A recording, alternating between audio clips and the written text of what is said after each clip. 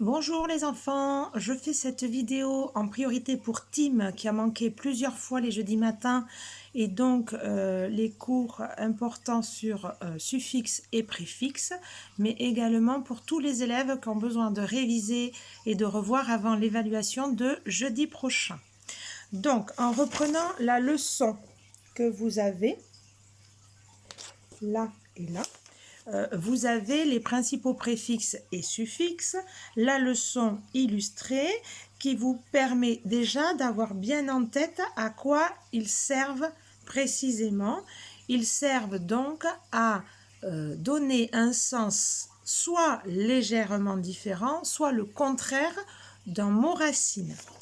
Donc, on avait fait les exercices « Je me teste 1 »,« Je me teste 2 ». Donc, vous pouvez les relire. Les « Je m'entraîne » également. Oups, il faut les relire. Relire la correction, c'est ça qui est intéressant, bien sûr. Hein, c'est pas relire les fautes que l'on a faites ou alors bien s'en souvenir pour ne pas refaire les mêmes erreurs.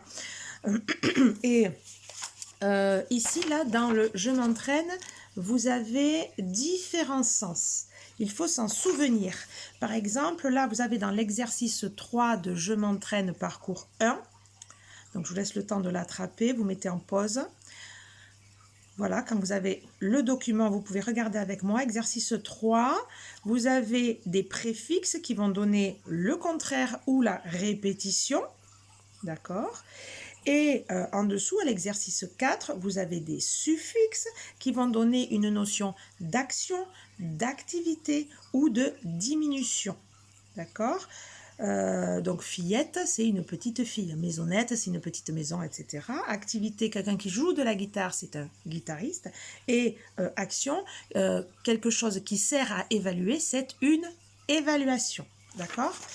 Hop, quand on tourne, pareil, vous regardez les exercices pour bien avoir en tête à quoi servent ces préfixes et suffixes. Et quand on prend le « Je m'entraîne » parcours 2, sur les exercices, voilà, je vous laisse prendre cette fiche, mettez en pause.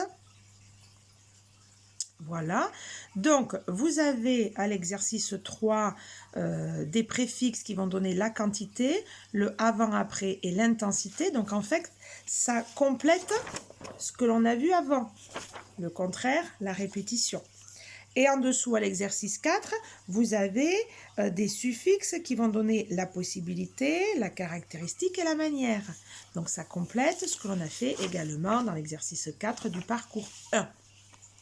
Il faut vous souvenir de ces notions. Je répète, le préfixe peut donner une notion de contraire, de répétition, de quantité, de avant-après et d'intensité, c'est-à-dire plus fort que je suis super contente, c'est mieux que je suis contente. Vous voyez, c'est ça l'intensité, c'est quand on veut dire quelque chose de plus fort que le mot de base.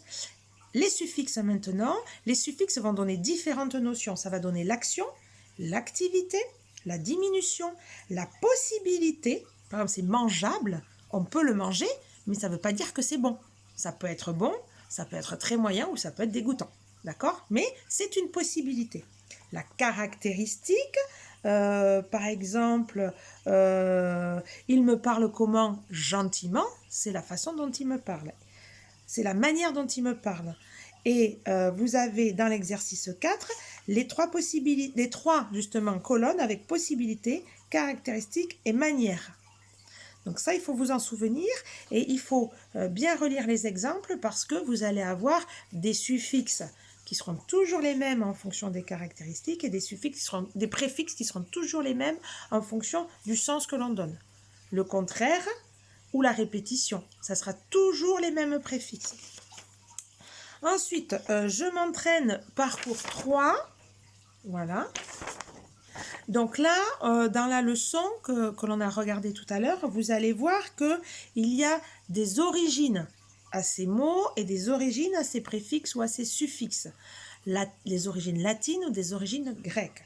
Souvent, quand on est sur un mot qui se termine en us, us, ou en on est sur du latin. D'accord ? Et quand on est sur un terme qui n'a pas cette terminaison, on va être plutôt sur du grec. Donc ça, on le voit particulièrement ici, dans cet exercice 4, hein, les origines latines ou grecques. Qu'est-ce que je voulais vous dire? Voilà, donc il faut bien voir tout ça parce que l'évaluation que je vais vous proposer jeudi va reprendre exactement les exercices que l'on a fait avec d'autres mots, bien entendu.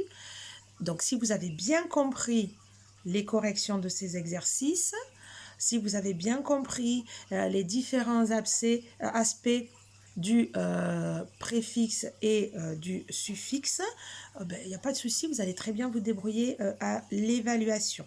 D'accord? Donc, relisez bien les exercices, relisez bien la leçon et tout ira bien. Allez, bon courage et à jeudi!